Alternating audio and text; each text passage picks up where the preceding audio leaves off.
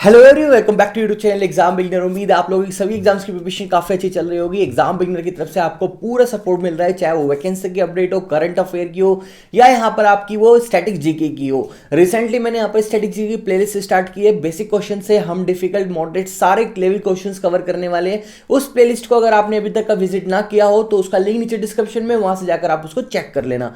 DRDO में job opportunity की बात करते हैं। जैसे कि आप यहाँ पर थंबनेल या टाइटल में देख पा रहे हैं कि डीआरडीओ में कुछ ऐसी वैकेंसीज आई है जो उसको ग्रेजुएट कैंडिडेट भी अप्लाई कर सकते हैं। 12th क्लास जिन्होंने पास आउट किया वो भी यहाँ पर अप्लाई कर सकते हैं, और जो हाई स्कूल जिन्होंने पास आउट कर लिए वो भी यहाँ पर अप्लाई कर सकते हैं। कैसे आप अपना यहाँ पर डीआरडीओ में करियर को बिल्ड करोगे विदाउट एनी टेक्निकल आपके स्किल्स और टेक्निकल एकेडमी स्कोर के साथ, तो वो सब मैं आपको यहाँ पर बताने वाला हूँ। किस तरह की वैकेंसीज है, कैसे अप्लाई करना है, क्या लास्ट डेट है, क्या प्रिपरेशन करनी है, क्या एग्जाम होगा, कितना आपको यहाँ पर सैलरी मिलने वाली है और फ्यूचर आपका यहाँ पर कैसा रहने वाला है। तो ए टू जेड मैं यहाँ पर सब कुछ बात करूंगा। लेकिन उससे पहले जो भी चैनल पे नए होगा चैनल को सब्सक्राइब कर लेना और ये बेल आइकन भी प्रेस कर लेना। अगर वीडियो आपको पसंद आए तो लास्ट में जाते जाते यहाँ पर वीडियो को भी लाइक करना। तो चलिए देर ना करते हुए हम शुरू करते हैं। सबसे पहले देखते हैं टोटल वैकेंसी। जो टोटल वैकेंसी है वो आपकी यहाँ पर है 1061, यानी 1000 आपकी 61 जो सिटी है टोटल यहाँ पर डीआरडीओ में है। और जैसे कि मैंने बताया कि आप 10th पास होने चाहिए, आप यहाँ पे 12th पास होने चाहिए, आपको यहाँ पे ग्रेजुएट होना चाहिए। तीनों कैटेगरी में यहाँ पर वैकेंसीज है। कोई टेक्निकल आपके यहाँ पर क्वालिफिकेशन रिक्वायर नहीं है कि आपके पास बीटेक हो या आपके पास आईटीआई हो या आपके पास पॉलिटेक्निक हो, नहीं। कोई भी सिंपल ग्रेजुएट यहाँ पर अप्लाई कर सकता है। हाई स्कूल पास कोई भी अप्लाई कर सकता है, और 12th किसी ने यहाँ पर पीसीएम से की हो या पीसीबी से की हो तो भी आप यहाँ पर अप्लाई कर सकते हैं। तो चलिए देखते हैं क्या इस एप्लीकेशन फॉर्म में कौन कौन सी वैकेंसी है जिनकी लिए आप ये वीडियो बन रही है। लेकिन उससे पहले देखते हैं हम यहाँ पर जो डेट्स है कौन कौन सी है एप्लीकेशन फॉर्म के लिए। आपकी जो 27 जो आपके यहाँ पर अक्टूबर थी तब ये नोटिफिकेशन लाइव हुई थी। उसके बाद यहाँ पर जो आपका एप्लीकेशन फॉर्म भरना स्टार्ट हुआ है वो अभी आपके यहाँ पे 7 तारीख से एप्लीकेशन फॉर्म भरना स्टार्ट हुआ है, 7 नवंबर से। और जो कि चलना है आपका यहाँ पर कब तक का, आपका ये चलना है आपका यहाँ पर अगेन 7 दिसंबर तक का शाम के 5 बजे। यानी यहाँ पर जितनी भी वैकेंसीज है उन सब के लिए आप अप्लाई कर सकते हो 7 नवंबर से 7 दिसंबर के बीच। पूरा एक महीना आपके पास है। अगर आपने अभी तक अप्लाई ना किया होगा तो ये वीडियो देखने के बाद आप जरूर अप्लाई करना, अगर आपकी एलिजिबिलिटी बनती है तो। अप्लाई करने के लिए जो लिंक है वो मैं नीचे लिंक डिस्क्रिप्शन में दूंगा, वहां से जाके उसको आप चेक कर लेना। फीस जस्ट 100 रुपीज है आपकी ओबीसी और जनरल कैंडिडेट के लिए। फीमेल्स के लिए यहाँ पर कोई भी फीस रिक्वायर नहीं है, फ्री ऑफ कॉस्ट है। तो जो भी यहाँ पर फीमेल जो हमारे यहाँ पे कैंडिडेट है, एस्पिरेंट है, वो यहाँ पर जाकर इजीली अप्लाई कर सकते हैं विदाउट एनी चार्जेस के। तो आगे देखते हैं वैकेंसीज कौन कौन सी रहने वाली। सो फर्स्ट जो यहाँ पर पोस्ट है वो है आपकी जूनियर ट्रांसलेशन ऑफिसर की। यानी आपका यहाँ पर 33 सीटें है, इसको बोलेंगे शॉर्ट में जेटीओ, जूनियर ट्रांसलेशन ऑफिसर। आपको पता लग रहा है कि यहाँ ट्रांसलेशन का काम होने वाला है आपका। इसमें आपसे 2 तरह की यहाँ पर क्वालिफिकेशन मांगी गई है। एक है जो एलिजिबिलिटी आपकी बनती है, या तो आपके पास मास्टर डिग्री हो हिंदी या इंग्लिश में, या फिर आपके पास बैचलर डिग्री हो जिसमें आपका मेन सब्जेक्ट हिंदी या इंग्लिश रहा हो। अगर बैचलर डिग्री के साथ आप अप्लाई करते हैं इस पोस्ट के लिए तो आपके पास यहाँ पर सर्टिफिकेट भी होना चाहिए। किस चीज़ का? Translation certificate. किस तरह का? जो हिंदी से इंग्लिश में ट्रांसलेट करने का हो आपका सर्टिफिकेट, वो होना चाहिए आपके पास, अगर आप बैचलर डिग्री के साथ अप्लाई करते हैं जेटीओ के लिए। और वरना अगर आपके पास मास्टर डिग्री रही है हिंदी या इंग्लिश में तो आप डायरेक्टली यहाँ अप्लाई कर सकते हैं, कोई सर्टिफिकेशन नहीं चाहिए ट्रांसलेशन का। तो ये थी आपकी जेटीओ की, जिसमें टोटल 33 पोस्ट थी, और मास्टर डिग्री और बैचलर डिग्री दोनों के साथ आप यहाँ पर अप्लाई कर सकते हैं। इसके बाद जो हमारी नेक्स्ट वैकेंसी है वो है 215 सीट के साथ स्टेनोग्राफर इंग्लिश टाइपिंग, यानी इंग्लिश में यहाँ पर आपका सब कुछ रहने वाला है। स्टेनोग्राफर ग्रेड 1 की यहाँ पर वैकेंसी है। 215 सीटें हैं, काफ़ी सारी सीटें हैं ये जेडीओ के मुकाबले। इसमें आपसे सिर्फ सिंपल बैचलर डिग्री मांगी गई है।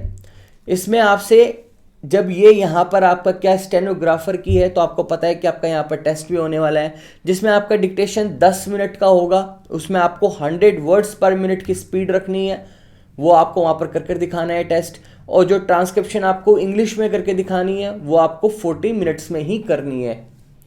ट्रांसक्रिप्शन जो इंग्लिश आपका टेस्ट होगा वो होगा आपका 40 मिनट्स का, और आपका डिक्टेशन का जो होगा वो 10 मिनट का होगा, और वो भी 100 वर्ड्स पर मिनट का रहेगा। तो इसे कोई भी सिंपल ग्रेजुएट कैंडिडेट यहाँ पर अप्लाई कर सकता है। किसके लिए? स्टेनोग्राफर ग्रेड 1 के लिए, जिसकी टोटल सीटें कितनी है? 215 है। आगे बढ़ते हैं, आगे हमारे स्टेनोग्राफर ग्रेड 2 की वैकेंसी जो कि 123 यानी 123 सीटें हैं, और इसमें आपसे जो सिर्फ रिक्वायर है वो है 10+2। यहाँ पर आपसे ग्रेजुएशन रिक्वायर नहीं है स्टेनोग्राफर ग्रेड 2 के लिए।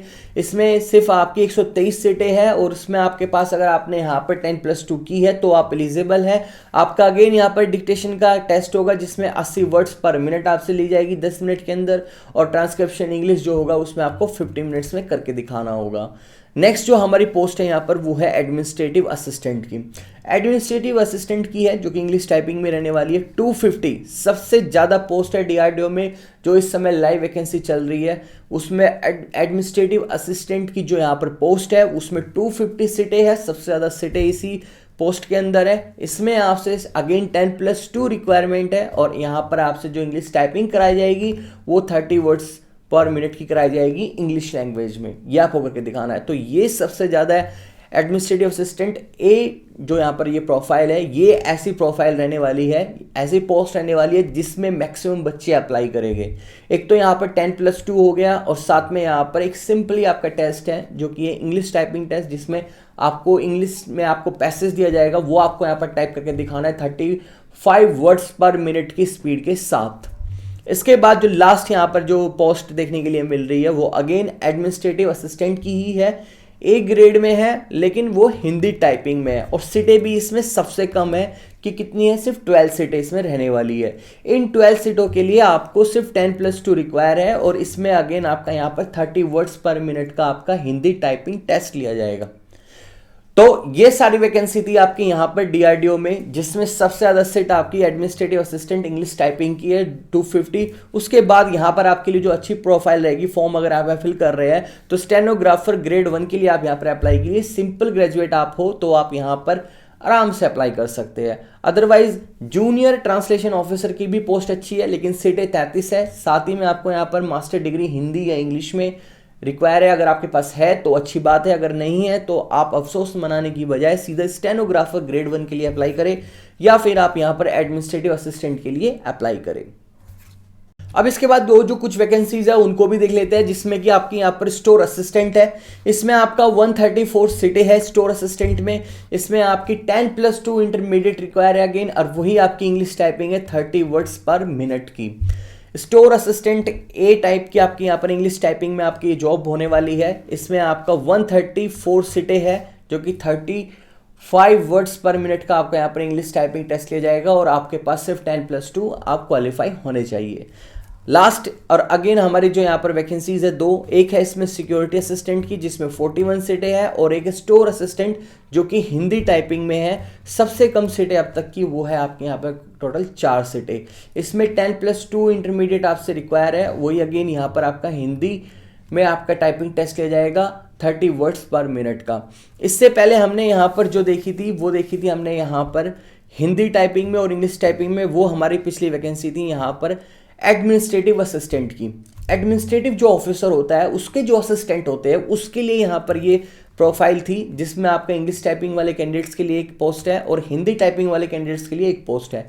250 सीट यहाँ पर है एडमिनिस्ट्रेटिव असिस्टेंट के लिए, और अगेन यहाँ पर स्टोर असिस्टेंट के लिए जो स्टोर कीपर होते हैं उनका जो असिस्टेंट होती है उस पर जो यहाँ पर प्रोफाइल पे यहाँ पर जो वैकेंसी लाइव है उसमें आपका यहाँ पर 134 सीटें हैं इंग्लिश टाइपर के लिए, तो उसमें 5 वर्ड्स पर मिनट आपको करके दिखाना है। और जो स्टोर असिस्टेंट है उसमें आपको हिंदी में अगेन 4 सीटें ओनली और 30 वर्ड्स पर मिनट का टेस्ट करके दिखाना है। तो यानी यहाँ पर आप ये बोल सकते हैं कि आपकी एक तरह से यहाँ पर क्लरिकल जो जॉब है यहाँ पर वो यहाँ पर दो पोस्ट यानी 2 प्रोफाइल में अलग अलग है। एक तो आपका एडमिनिस्ट्रेटिव असिस्टेंट की है और एक आपके स्टोर असिस्टेंट की है। हिंदी इंग्लिश की दोनों अलग अलग है। इसके बाद हमारा यहाँ पर सिक्योरिटी असिस्टेंट की जिसमें 41 सीटें हैं। इसमें भी आपसे यहाँ पर 10+2 रिक्वायरमेंट है और यहाँ पर आपका कोई भी टाइपिंग वाइपिंग टेस्ट नहीं है।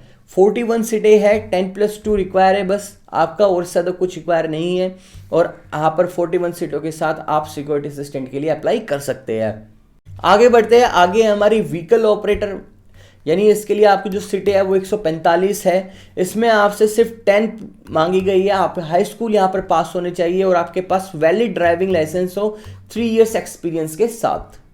फायर इंजन ड्राइवर यहाँ पर जो ऑपरेटर होता है उसकी यहाँ पर पोस्ट है, उसमें 18 सीटें हमें देखने के लिए मिल रही है। 10+2 ना मांगकर यहाँ पर ओनली 10th क्लास मांगी गई है। फायरमैन की डायरेक्टली यहाँ पर पोस्ट है 86 है, और यहाँ पर आपसे सीधी 10 क्लास आपसे यहाँ पर पास आउट मांगी गई है। तो ये थी टोटल यहाँ पर वैकेंसीज, जो कि लगभग 11 अलग अलग 11 से 12 यहाँ पर वैकेंसीज है अलग अलग पोस्ट पे, चाहे वो फायरमैन हो, चाहे व्हीकल ऑपरेटर हो, स्टोर असिस्टेंट हो, या सिक्योरिटी असिस्टेंट हो आपका, या एडमिनिस्ट्रेटिव असिस्टेंट हो, या स्टेनोग्राफर हो आपका, या यहाँ पर जूनियर ट्रांसलेटर ऑफिसर हो। तो ये सारी वैकेंसीज है जो कि मैंने आपको 1 बाय 1 एक्सप्लेन की। इसमें जो आपसे सबसे अच्छी प्रोफाइल मुझको लगी है, एक तो वो यहाँ पर स्टेनोग्राफर ग्रेड 1 की लगी है, और एक मेरे को यहाँ पर एडमिनिस्ट्रेटिव असिस्टेंट की लगी है, जिसको आप आराम से अप्लाई कर सकते हैं। और यहाँ पर 35 वर्ड्स पर मिनट का यहाँ पर आप क्या दे सकते हैं, टेस्ट देकर इस पोस्ट को क्रैक कर सकते हैं। सो हमने टोटल वैकेंसी देख ली है, यहाँ पर लास्ट डेट देख लिया हमने, और हमने यहाँ पर ये देख लिया है कि हमारा फीस कितने लगने वाली है। लेकिन अब बात है कि यहाँ पर एज क्राइटेरिया क्या है। तो मिनिमम 18 साल आपके पास होने चाहिए, और मैक्सिमम यहाँ पर आपकी 27 साल होनी चाहिए। यहाँ पर 30 साल मांगी गई है। कुछ ऐसी पोस्ट है 301 पे यानी 301 पर और 401 पर, इन दो पोस्ट के लिए आपसे यहाँ पर मांगा गया है क्या, आपसे यहाँ पर मैक्सिमम 30 साल मांगी गई है। ये आपकी 301 है आपकी यहाँ पर JTO की, जूनियर ट्रांसलेटर ऑफिसर की, और सेकंड जो है हमारे यहाँ पर 401 वो हमारे यहाँ पर स्टेनोग्राफर ग्रेड 1 की। अब बात करते हैं आपके यहाँ पर एग्जाम प्रिपरेशन को लेकर, क्या एग्जाम पैटर्न रहने वाला है, क्या इसका एग्जाम हुआ, क्या सब्जेक्ट हुआ, कैसे हमें अपनी यहाँ पर तैयारी करनी है। जैसे कि आप मेरे यहाँ पर स्क्रीन पे देख सकते हैं कि ये आपका यहाँ पर एग्जाम जो पैटर्न है वो सामने मेंशन है, जिसमें आपके यहाँ पर 2 तरह के टेस्ट होने वाले हैं, 2 से 3 तरह के टेस्ट होंगे। ध्यान दीजिएगा, टोटल 3 तरह के टेस्ट होने वाले हैं। पहला आपका CBT होगा यानी कंप्यूटर बेस्ड टेस्ट होगा। उसके बाद सेकंड आपका यहाँ पर स्किल, फिजिकल फिटनेस के लिए, कैपेबिलिटी के लिए, या आपका कंप्यूटर टेस्ट बोल सकते हैं, वो होने वाला है। या तीसरा होगा आपका यहाँ पर डिस्क्रिप्टिव टेस्ट, यानी आपका ऐसे टाइप का यहाँ पर आपका टेस्ट होने वाला है सब्जेक्टिव।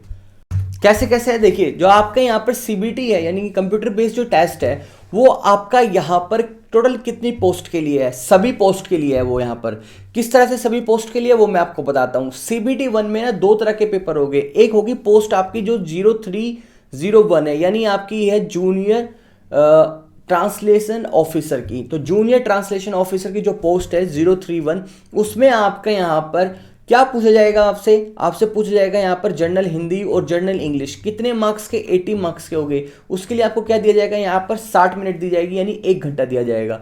ध्यान दीजिएगा, कंप्यूटर बेस्ड टेस्ट आपका सबसे पहला टेस्ट होगा जो 031 के लिए, यानी यहाँ पर जो जूनियर ट्रांसलेशन ऑफिसर के लिए अप्लाई कर रहा है, उसके लिए एग्जाम पैटर्न अलग है। वो ऐसा है कि 40 क्वेश्चन आपके जनरल हिंदी के हो गए और आपके यहाँ पर 40 क्वेश्चन जनरल इंग्लिश के हो गए। टोटल 80 मार्क्स का पेपर होगा और 60 मिनट हो गए। यहाँ पर जूनियर ट्रांसलेशन ऑफिसर वाले जितने भी एस्पिरेंट हो गए, उनका टियर 1 यानी आप CBT 1 यहीं पे समाप्त हो जाएगा। यहीं सिर्फ उनके लिए एग्जाम होने वाला है CBT के रूप में।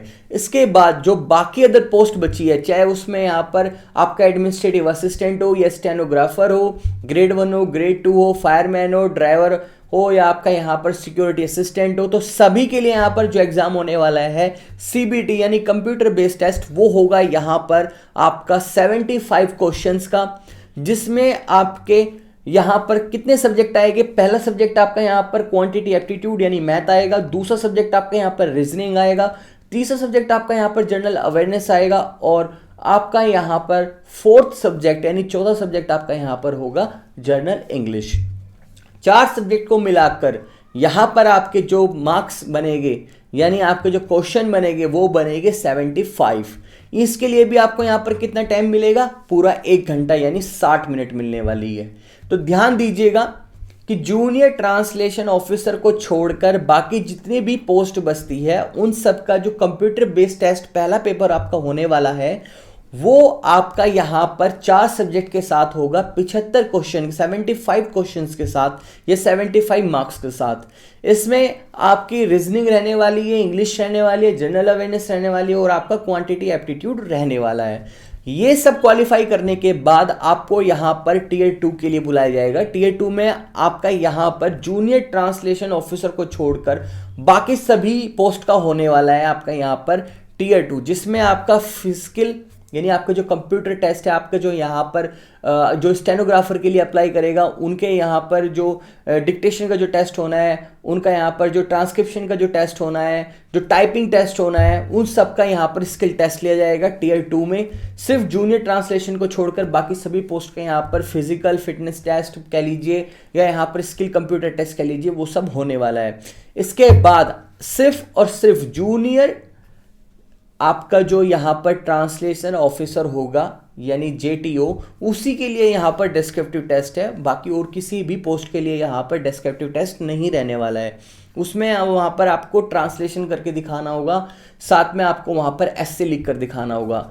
वो आपको यहाँ पर 200 मार्क्स दी जाएगी उसके लिए, और उसमें आपको 120 मिनट का टाइम दिया जाएगा, यानी 2 घंटे आपको पूरे दिए जाएंगे। यहाँ पर ध्यान देने वाली बात यह है कि जूनियर ट्रांसलेशन ऑफिसर के लिए जो भी अप्लाई कर रहा है वो टीयर 1 यानी आपका CBT 1 फेस करेगा। 40-40 क्वेश्चन का, जनरल हिंदी जनरल इंग्लिश में 80 मार्क्स का और 60 मिनट का। उसके बाद वो सीधा डिस्क्रिप्टिव टेस्ट को फेस करेगा, जिसमें उसको ट्रांसलेशन करके दिखाना होगा हिंदी से इंग्लिश और इंग्लिश से हिंदी, और साथ में उसको यहाँ पर एस्से भी लिख कर दिखाना होगा। उसके लिए आपको यहाँ पर 200 मार्क्स दिए जाएंगे इस एग्जाम में, डिस्क्रिप्टिव टेस्ट में, और उसके लिए आपको यहाँ पर पूरे 2 घंटे दिए जाएंगे। जो आपका स्किल और फिजिकल टेस्ट होगा, फिटनेस टेस्ट होगा, वो सिर्फ यहाँ पर जूनियर ट्रांसलेशन की पोस्ट को छोड़कर बाकी जितनी भी पोस्ट बचती है उनके लिए यहाँ पर ये एग्जाम होने वाला है, जिसमें आपका सारा फिजिकल टेस्ट या कंप्यूटर एफिशिएंसी टेस्ट या टाइपिंग टेस्ट बोल लीजिए, या आपका यहाँ पर स्टेनोग्राफर टेस्ट होने वाला है। तो ये था सारा पैटर्न आपका यहाँ पर एग्जाम पैटर्न सभी पोस्ट के लिए। उम्मीद करता हूँ कि आपको ये सब समझ में आया होगा। अगर कोई भी थोड़ा बहुत डाउट रह जाता है तो आप मुझे नीचे कमेंट सेक्शन में आकर डायरेक्टली पूछना। अब बात करते हैं कि आप प्रिपरेशन कैसे करेंगे। देखिए, जब बात CBT 1 की आएगी जूनियर ट्रांसलेशन के लिए, तो वहाँ पर आपके 2 सब्जेक्ट हो गए, हिंदी और इंग्लिश। अगर आपने मास्टर डिग्री कर ली है हिंदी या इंग्लिश सब्जेक्ट में, तो मैं मानता हूँ कि आपकी हिंदी इंग्लिश पे कमांड बहुत अच्छी होगी, जिसमें आपके पैसेज पूछे जा सकते हैं, आपका वोकैब पार्ट हो सकता है, आपका ग्रामेटिकल पार्ट हो सकता है, करेक्ट इनकरेक्ट सेंटेंस को लेकर वोकैब वाले काफ़ी सारे सिनोनियम्स एंटोनियम्स, मतलब कि हिंदी में विलोम शब्द, आपका यहाँ पर समानार्थी शब्द, आपके यहाँ पर संधि विच्छेद भी हो सकते हैं, आपके यहाँ पर वाक्य शुद्धांश हो सकता है, और भी कई तरह के यहाँ पर आपका व्याकरण देखने के लिए मिलेगी आपको, साथ में पैसेज आपको देखने के लिए मिलेंगे। तो ये सब चीज़ें आपको क्या करनी है, हिंदी और इंग्लिश में आपको फेस करनी है। अगर यहाँ पर आप OJT यानी आप यहाँ पर प्रिपरेशन कर रहे हैं जूनियर हिंदी ट्रांसलेशन की, तो ये सब आपको यहाँ पर फेस करना है। इस तरह से आपको इनको प्रिपेयर कर लेना अगर आपने मास्टर डिग्री सब में कर ली है। अब मैं बात करूं अगर यहाँ पर बाकी अदर पोस्ट के लिए, जैसे कि स्टेनोग्राफर के लिए, एडमिनिस्ट्रेटिव असिस्टेंट के लिए, सिक्योरिटी असिस्टेंट के लिए, तो इन सब पोस्ट के लिए आपको यहाँ पर 4 सब्जेक्ट प्रिपेयर करने हैं अपने, रीजनिंग, मैथ, इंग्लिश, और आपको यहाँ पर अपना जनरल अवेयरनेस आपको प्रिपेयर करना है। तो इंग्लिश का कुछ ऐसा है कि इंग्लिश में वही आपको सब वोकैब और ग्रामर वाले और पैसेज पे आपको अपनी कमांड बनानी है। मैथ और रीजनिंग क्या है कि आपका फॉर्मूला और कॉन्सेप्ट बेस है, उसको आप अच्छे से प्रैक्टिस करते आ रहोगे ऑलरेडी। अगर किसी आप एग्जाम की प्रिपरेशन कर रहे हो तो भी आप उसको कमांड बना सकते हैं। और जनरल अवेयरनेस में मैं बात करूं तो आप यहाँ पर फोकस कीजिएगा करंट अफेयर पर, जो कि लास्ट 3 मंथ्स के रहने वाले हैं। साथ ही में आप यहाँ पर फोकस करना स्टैटिक जीके पे। तीसरे नंबर पर आप यहाँ पर प्रायोरिटी देना जनरल स्टडी को, जिसमें आपका हिस्ट्री, पॉलिटी, इकोनॉमिक और आपका यहाँ पर ज्योग्राफी हो सकता है। लेकिन इन 3-4 सब्जेक्ट में भी आपको किन किन को फोकस करना है, आपको इनमें फोकस करना है पॉलिटी पे, इनमें आपको फोकस करना है यहाँ पर ज्योग्राफी पे, और इनमें आपको फोकस करना है इकोनॉमिक्स पे। तो इस तरह से आप यहाँ पर तैयारी कर सकते हैं इन 3 से 4 सब्जेक्ट की। आपको अगर तैयारी करने में कोई भी प्रॉब्लम आती है, किसी भी तरह की गाइडेंस की जरूरत है, तो आप मुझे डायरेक्टली कॉन्टैक्ट कीजिए मेरे व्हाट्सएप नंबर के थ्रू या फिर कमेंट सेक्शन में आकर। थोड़ी और क्लियरिफाई मैं इस पर एक वीडियो बना दूंगा कि कैसे आप प्रिपेयर करेंगे सब्जेक्ट टू सब्जेक्ट, बट उसके लिए आपको मुझे नीचे कमेंट सेक्शन में आकर बताना होगा। बाकी जनरल अवेयरनेस के लिए मैं आपको यहाँ पर पूरा सपोर्ट करने के लिए तैयार हूँ। हमारी तरफ से आपको जनरल अवेयरनेस के लिए इस एग्जाम में DRDO के लिए पूरा सपोर्ट मिलने वाला है हमारे इस बुक के थ्रू। इसमें हम आपका पॉलिटी, हिस्ट्री, इकोनॉमिक्स, आपकी यहाँ पर ज्योग्राफी सब कवर कराएंगे। साथ में स्टैटिक जीके पर हम स्पेशल फोकस रखेंगे, और यहाँ पर हम आपका फोकस रखेंगे साथ में आपका यहाँ पर करंट अफेयर पर। तो ये बुक अपने आप में आपके लिए सफिशिएंट होगी जनरल अवेयरनेस के प्रिपरेशन के लिए। इसके लिए हमने यहाँ पर अपना एक बैच बनाया हुआ है, जो कि है जनरल अवेयरनेस फाउंडेशन बैच। अगर आप DRDO की प्रिपरेशन के दौरान फर्स्ट टाइम आप जनरल अवेयरनेस को फेस करने जा रहे हैं, तो ये बैच जो होगा आपके लिए एकदम बिल्कुल यहाँ पर रामबाण की तरह साबित होगा। यहाँ पर स्पेशली ध्यान दिया जाएगा उन इंपॉर्टेंट क्वेश्चंस पर जो DRDO वालों ने यहाँ पर आपसे अक्सर पूछे है जनरल अवेयरनेस के अंदर, इसके लिए हमारी वो जो स्पेशल ई बुक है ये आपको यहाँ पर दी जाएगी इस बैच के अंदर। साथ में प्रैक्टिस पेपर दिए जाएंगे, जैसे एक्सपेक्टेड क्वेश्चंस है एग्जाम ओरिएंटेड आने वाले आपके डीआरडीओ एग्जाम में, और अपडेटेड आपको करंट अफेयर दिया जाएगा। स्टैटिक जीके और करंट अफेयर आपके लिए दो चीजें काफी इंपॉर्टेंट होने वाली है जनरल अवेयरनेस के सेक्शन के अंदर। 75 मार्क्स का आपका ये पेपर आएगा, 4 सब्जेक्ट इसमें होंगे, तो किसका वेटेज ज्यादा होगा किसका नहीं ज्यादा होगा ये कहना मुश्किल है, लेकिन फिर भी आपको जो अपनी तैयारी करनी है जनरल अवेयरनेस को अपने माइंड में ये लेकर चलना है कि आपको यहाँ पर लगभग 25 क्वेश्चंस के लिए तो जनरल अवेयरनेस के लिए आपको प्रिपेयर करना ही करना है, और इन 25 क्वेश्चन में आपको ज्यादा प्रायोरिटी स्टैटिक जीके को और करंट अफेयर को देनी है। तो इस तरह सबको ध्यान में रखते भी ये बैच आपके लिए काफी एकदम परफेक्ट रहने वाला है, अगर यहां पर आप डीआरडीओ में जनरल अवेयरनेस की तैयारी के लिए कोई स्टडी सोर्स या मटेरियल ढूंढ रहे हैं तो। बाकी और अधिक जानकारी के लिए आप मुझे मेरे व्हाट्सएप नंबर के थ्रू कांटेक्ट कर सकते हैं और हमारी विजिट कर सकते हैं आप वेबसाइट को, या डाउनलोड कर सकते हैं प्ले स्टोर से एप्लीकेशन। तो ये थी आज के यहाँ पे सारी डिटेल जो मैंने आपको बताई डीआरडीओ में वैकेंसी के बारे में, चाहे वो ग्रेजुएट की हो या हाई स्कूल की हो या 12th बेस पे हो या मास्टर डिग्री लेवल पे हो। तो आपको अगर कोई भी डाउट होगा वैकेंसी को लेकर, फॉर्म फिलिंग को लेकर, पोस्ट या प्रोफाइल को लेकर, तो आप मुझे कांटेक्ट कीजिए। प्रिपरेशन को लेकर आप मुझे कांटेक्ट कीजिए, बैच को लेकर आप मुझे कांटेक्ट कर सकते हैं। तो इसी तरह कोई भी प्रॉब्लम होगी तो आप बेझिझक मुझसे शेयर कीजिए। साथ ही में आप चैनल पर नए रहे हो तो चैनल को सब्सक्राइब कर लेना, क्योंकि आपके डीआरडीओ एग्जाम्स के लिए ओरिएंटेड यहाँ पर आपको जीएस का काफी सपोर्ट मिलता रहेगा, चाहे वो स्टैटिक जीके हो आपके या करंट अफेयर हो। उन्हीं सब की प्लेलिस्ट मैंने नीचे मेंटेन की है, उनको आज से जाकर विजिट करना स्टार्ट करें, देखना स्टार्ट करें। अपनी प्रिपरेशन आज से आप एग्जाम बिगनर चैनल के साथ शुरू कर सकते हैं, सभी की प्लेलिस्ट नीचे आराम से मेंटेन है।